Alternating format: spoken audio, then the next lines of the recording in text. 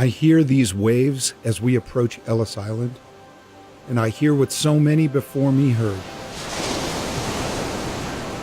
Hope. Over 12 million people rode these waters between 1892 and 1954, immigrating to America because they longed for their own opportune moment in time, a future they could build by their own accord.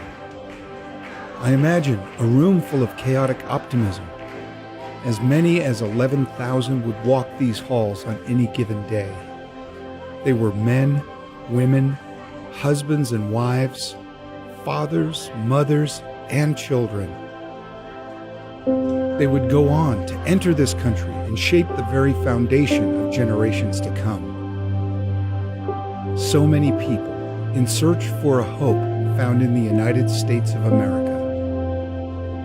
And yet, we were there, offering them a different kind of hope, an eternal hope. It's interesting to think about how many of our stories circle back to this place. My own grandmother, at the age of 19, boarded a ship called the Caledonia and left Norway with 44 other Norwegians, destined for the United States. She arrived on April 29, 1912. That same month, according to our 1912 annual report, the New York Bible Society, the ministry that would go on to become Biblica, handed out a Norwegian Bible on Ellis Island to everyone above childhood. It's incredible to think that my grandmother was greeted with a Bible in her native tongue by the very ministry her distant descendant would one day become a steward of a century later. But for me, here, 62 years after Ellis Island welcomed its last guest, hope continues to ride upon these waves.